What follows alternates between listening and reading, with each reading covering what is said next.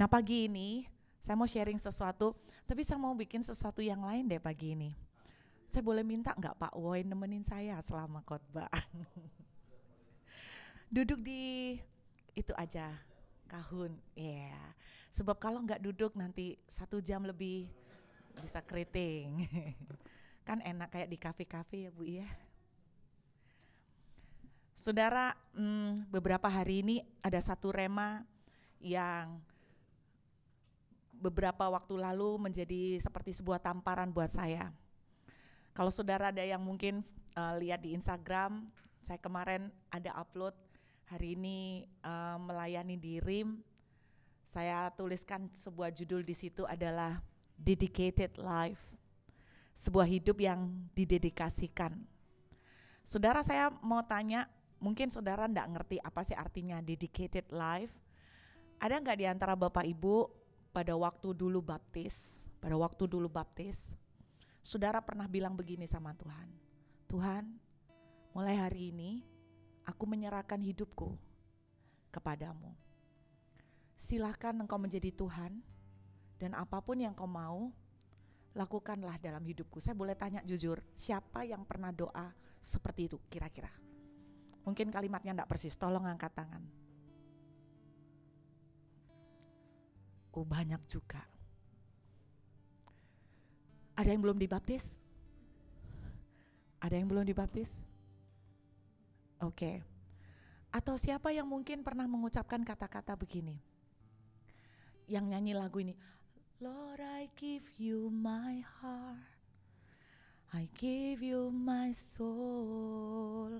Siapa yang nyanyi kayak gitu sambil sungguh-sungguh penjiwaan? Tolong angkat tangan. Pernah ya? Saudara, apapun yang Anda lakukan, hati-hati loh ya, Tuhan catat semuanya. Silakan Tuhan, aku mengundang kau masuk dalam hidupku. Dan mulai hari ini, aku milikmu. Dan engkau Tuhan, menjadi Tuhan dalam hidupku. Betul? Siapa yang ngomong kayak gitu? Karena tadi beberapa tangan belum angkat tangan. Saya nunggu sampai semua ini. Saudara, itu yang namanya you dedicate your life. Saudara tahu acara penyerahan anak kan? Kalau di bahasa Indonesia penyerahan anak. Kalau di Inggris kan bukan menyerahkan anak kan? Kita enggak bilang acara giving child. No. Kita pakai tulisan apa? Child dedication kan? Betul kan? Child dedication. Bahkan ketika ada orang-orang baptis lagi di Israel, mereka enggak bilang baptism, tapi dedication. Betul kan? Saudara tahu ketika saudara berkata, Tuhan, aku memberikan hidupku bagimu. I give you my heart, I give you my life, I give you my soul. Saudara nyanyi sambil nangis-nangis. Lord, I give you my heart, gitu. Tuhan, aku menerima engkau dalam hidupku. Engkau menjadi Tuhan dalam hidupku. Saudara tahu what that means? Dan selama 2 minggu ini itu yang menjadi rema buat saya, yang menjadi tamparan buat saya. Satu kali Tuhan berkata begini, bukankah kamu dulu pernah ngomong, I give you my life, I give you my heart, I give you my soul. Tadi malam dalam kebaktian Western Australia berdoa, saya mendengar sebuah sharing yang sangat memberkati saya. Jadi ada beberapa hamba Tuhan yang berbicara di situ. Lalu ada sebuah sharing begini, saudara yang datang tadi malam pasti tahu. Dia cerita sesuatu yang menyadarkan saya. Dia bilang begini, ada seseorang kenalan menuliskan status di Facebook. Dan di dalam tulisannya di Facebook, dia bilang begini, mana itu pendeta-pendeta yang selama ini selalu mengadakan KKR kesembuhan? Mana itu pendeta-pendeta yang selalu menantang orang-orang sakit untuk didoakan dan melihat kesembuhan terjadi? Mana?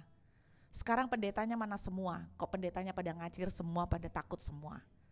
Jadi kata-kata negatif seperti itu. Mana pendeta yang tadinya nantang-nantang kesembuhan, mujizat? Mana semua sekarang? Saudara, saya terpesona dengan kata-kata yang beliau sampaikan begini. Dia ngomong begini, saya menjawab yang dia tuliskan di Facebook. Dan dia bilang begini, saya justru bersyukur pendeta-pendeta semua pada ngacir ketakutan.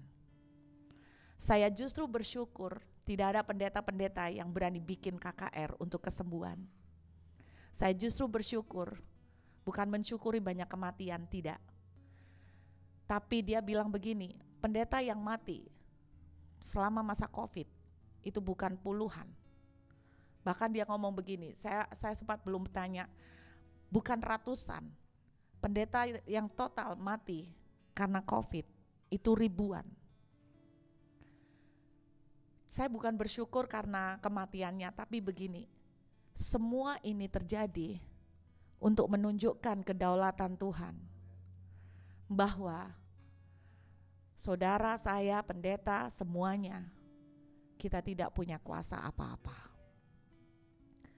Pada akhirnya kita tahu satu hal, kita bukan apa-apa tanpa Tuhan. Dan dia berkata begini, COVID-19 membuat saya melihat bahwa hanya Tuhan yang berkuasa. Tidak juga hamba Tuhan urapan kenabian maupun urapan kesembuhan. Di awal COVID, banyak orang yang berkata bahwa Mazmur 91 itu ayat manjur untuk mendeklarasikan kesembuhan dan perlindungan. Betul saudara?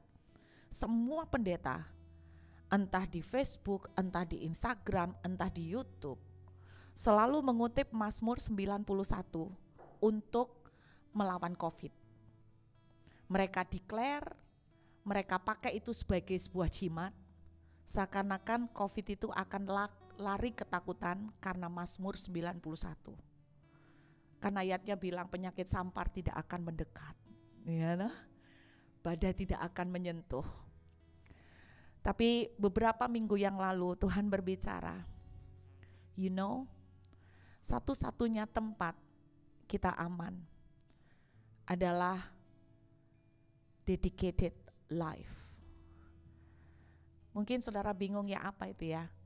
Saya menemukan sebuah rema. Dedicated life is a protected life.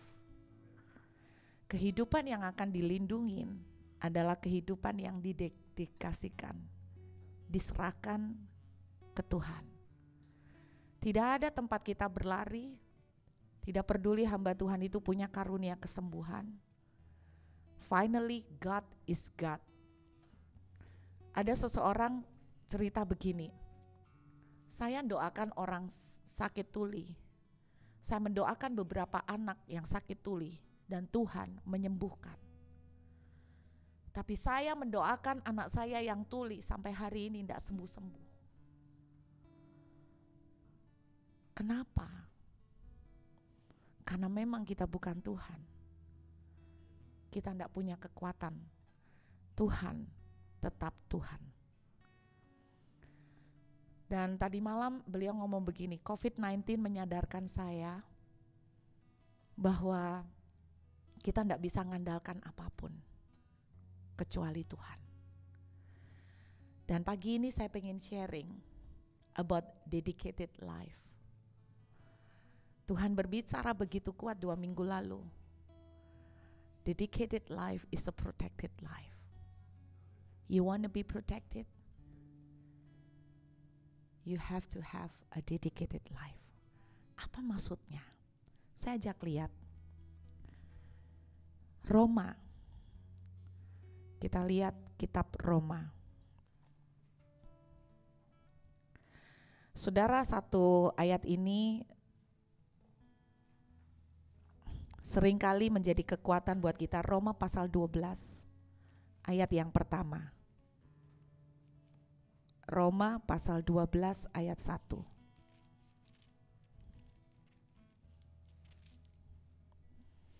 Karena itu saudara-saudara, demi kemurahan Allah aku menasehatkan kamu supaya kamu mempersembahkan tubuhmu sebagai persembahan yang hidup. Salah satu terjemahan menuliskan dedicate your life. Mempersembahkan tubuhmu sebagai persembahan yang hidup, yang kudus, dan yang berkenan kepada Allah. Itu adalah ibadahmu yang sejati. Sebuah terjemahan menuliskan you dedicate your life. Sebuah terjemahan lain lagi menuliskan begini, surrender your life. Jadi apa artinya dedicated life? Salah satu arti yang penting adalah surrender. Surrender. Saudara, protected life ternyata adalah justru kehidupan yang diserahkan. Jadi hari itu ketika dia sedang melakukan ibadah, dia dikunjungin oleh seorang sahabatnya yang kebetulan adalah seorang yang ateis. Sahabatnya ini tidak percaya Tuhan, sahabatnya ini menentang tentang Tuhan. Dan hari itu dia mendengar kabar buruk bertubi-tubi. Di tengah-tengah ibadah, dia tiba-tiba mendengar kabar buruk.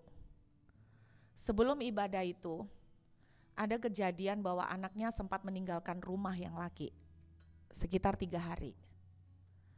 Dan kemudian dia mendapatkan telepon yang tidak akan diharapkan oleh seorang ayah untuk mendengarnya.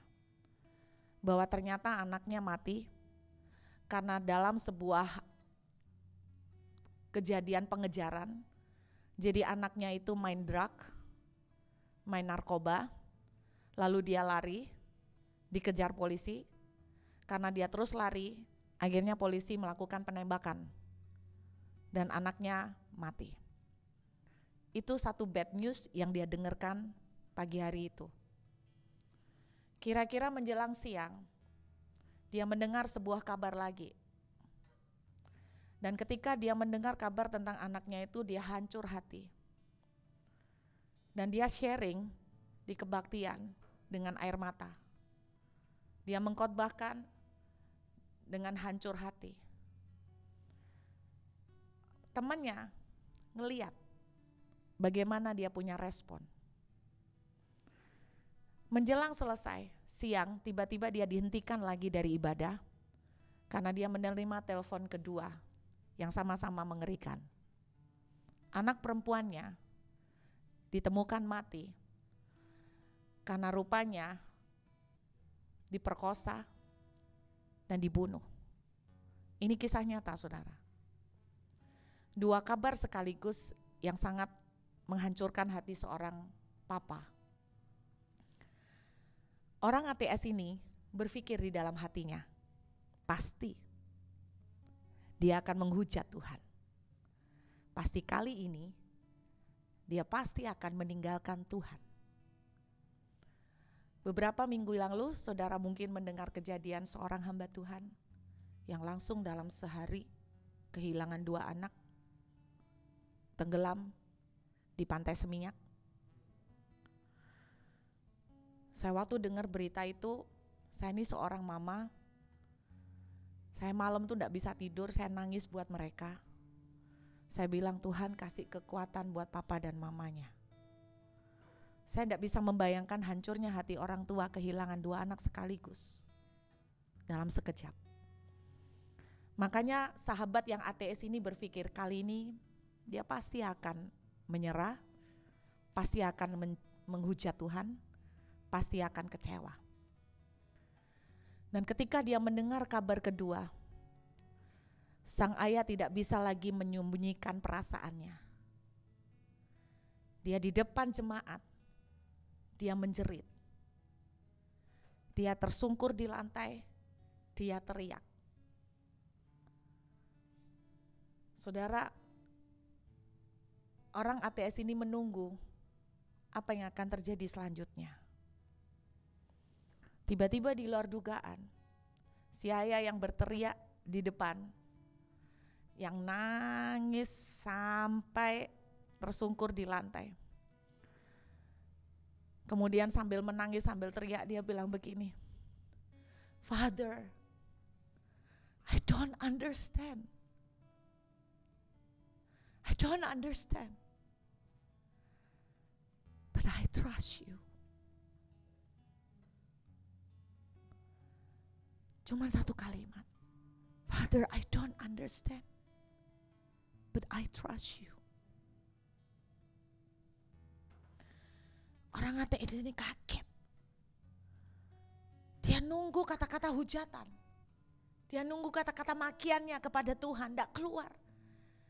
Dia nangis, dia teriak, tapi yang dia teriakkan, I don't understand, but I trust you, Father. Sambil terus menangis, hancur. Melihat itu, temannya yang ateis berkata begini, Tuhan seperti apa yang bisa bikin orang ini semuanya habis, anak-anaknya, buah hatinya habis.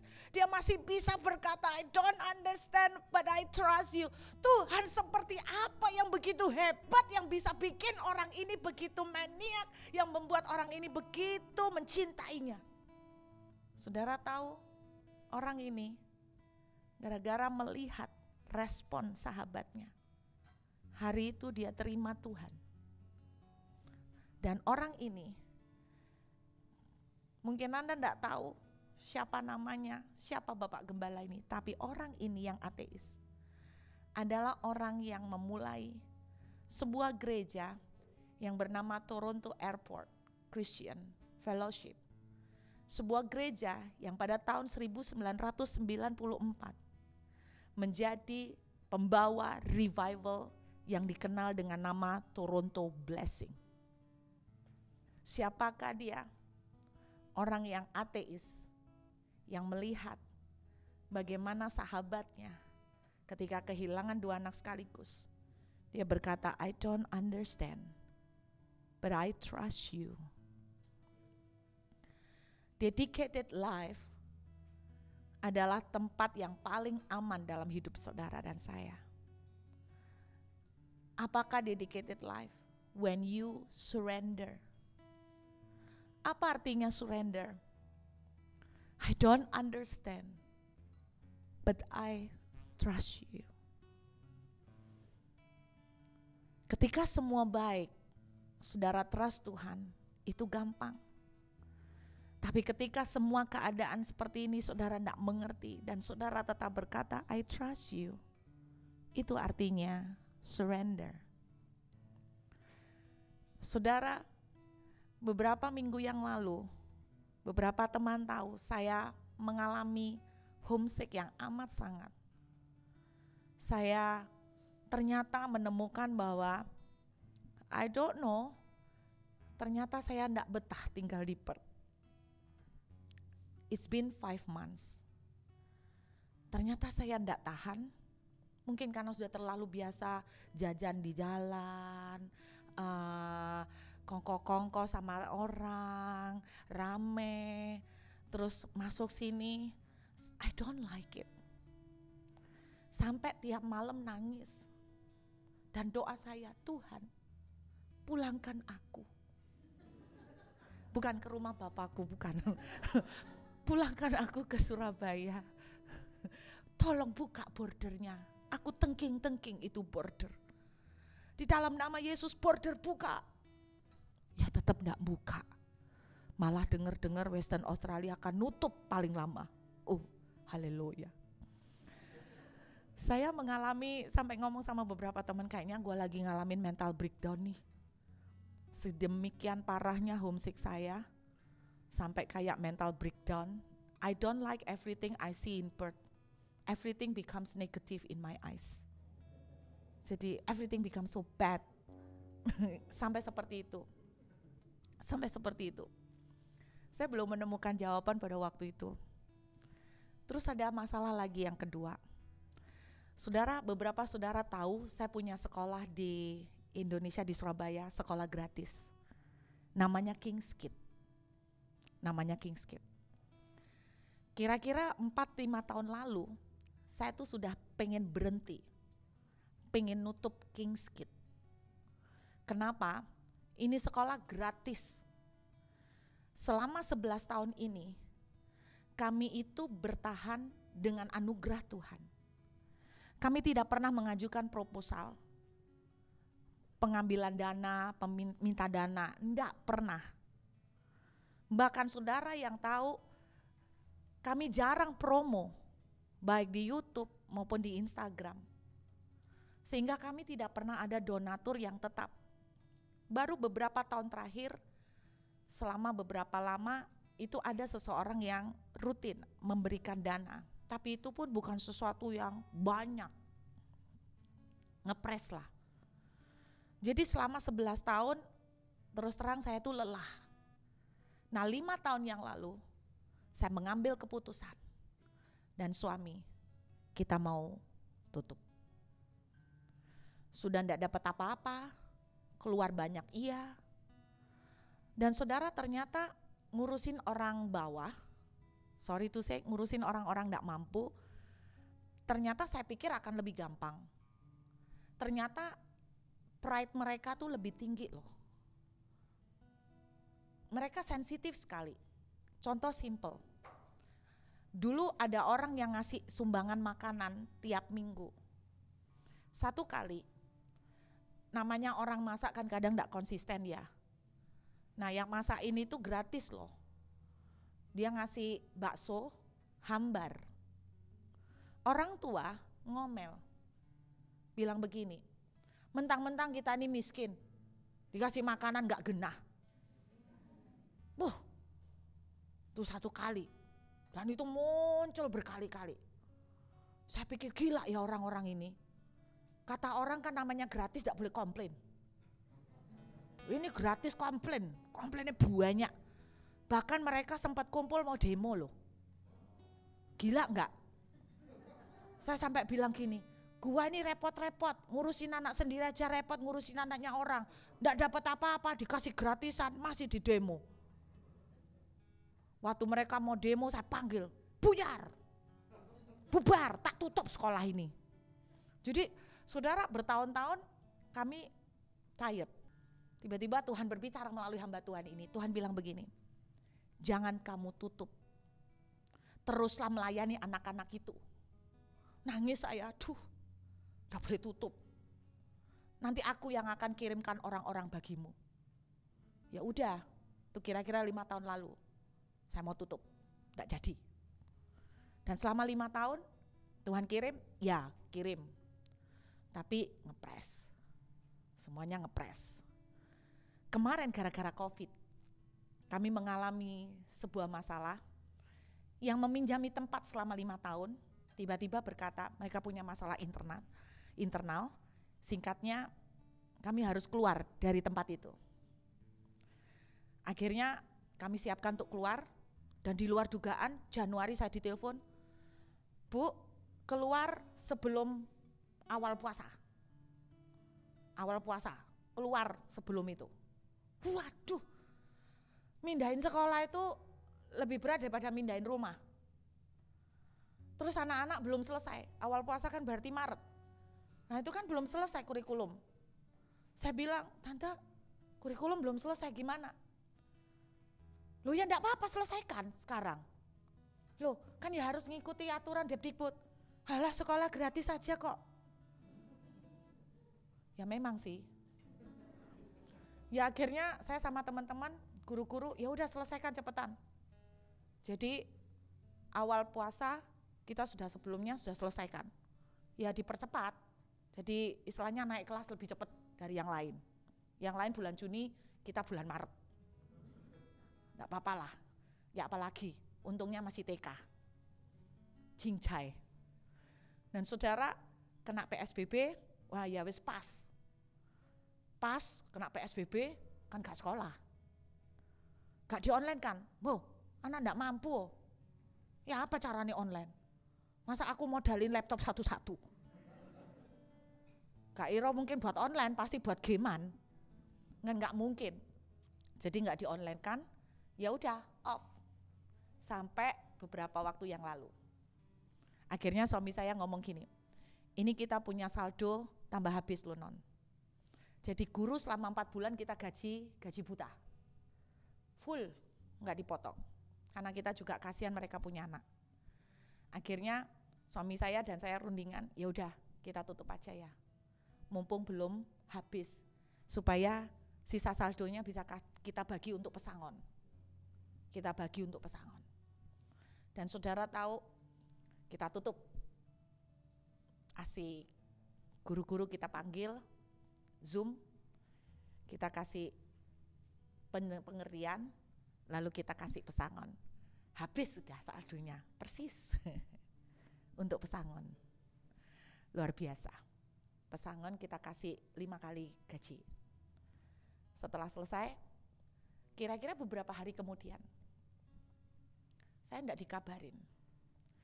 Saya dalam hati kan ngomong sama suami juga, kalau gini kan aku enggak salah. Kan nama Tuhan enggak boleh tutup. Tapi kalau gini kan enggak salah. Keadaan yang membuat tutup, so it's not my fault.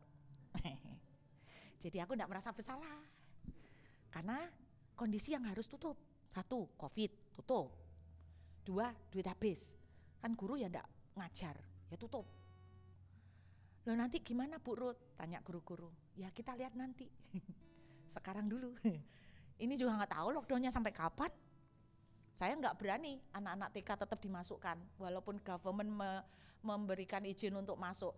Wah, kalau di Indonesia anak-anak tak masukkan terus ada yang kena, sekolah yang ngeluarin duit. Loh karena anak enggak mampu, siapa yang tanggung jawab? Ya sekolah ikut keluar duit. Nah kemudian akhirnya kita tutup. Aku enggak salah loh Tuhan ya. Kita sudah lega. Saya dan suami lega. Enteng. Terus terang enteng. Saudara, dulu tempat yang dipinjamkan buat kami itu sebuah rumah. Hanya bisa 2 kelas. Gedung yang dibelikan baru 8 kelas.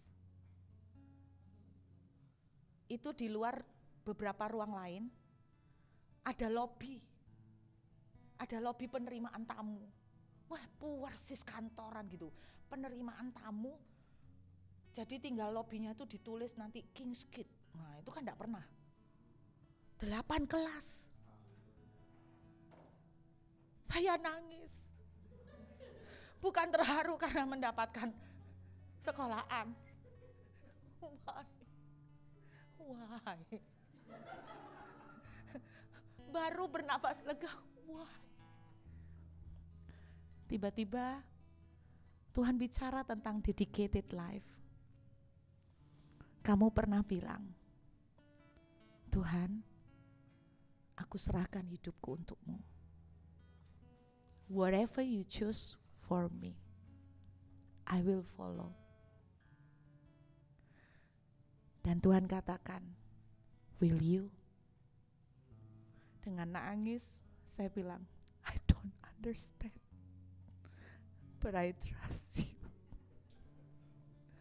But I trust you. Saudara, saya tidak tahu keadaan yang tidak comfortable yang saudara alami pagi ini. But will you surrender? Whatever he wants, you don't understand. Saya tidak suka kelok gini nih, enggak suka. Dan saya enggak tahu sampai kapan. Satu sisi orang berkata Western Australia memang dibedakan. Karena saudara kita di Melbourne, Sydney semua tambah parah. Saya tahu ada perlindungan Tuhan di sini. Sejauh ini saya melihat Tuhan membedakan Western Australia. But still, itu yang membuat saya enggak bisa pulang. Karena Western Australia punya policy paling berat, di bordernya ditutup, enggak tahu sampai kapan, paling ketat. Itu yang membuat saya enggak bisa wirawiri dengan gampang. I don't understand. Saudara yang ingat khotbah saya tentang sumur mara, you don't understand. Kenapa Tuhan kasih sumur mara? But you know, tidak ada yang terjadi kebetulan. He will have a purpose and good purpose, good cause. What you have to do, surrender. Bahasa Inggrisnya, go with the flow.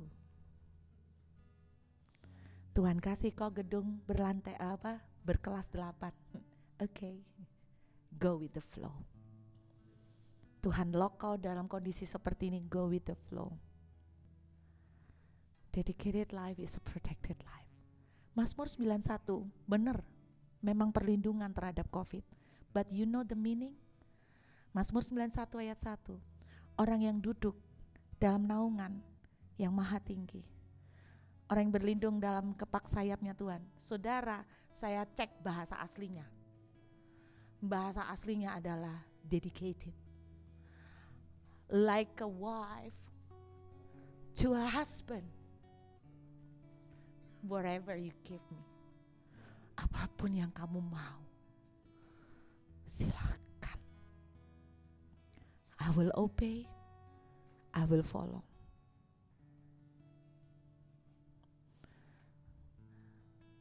Menjadi seorang gembala sidang, dalam nama Yesus saya tetap sampai hari ini menolak. Tapi menjadi seorang gembala sidang itu position yang paling gak enak. Makanya Yesus bilang begini, do you love me, Peter? Yes, I do.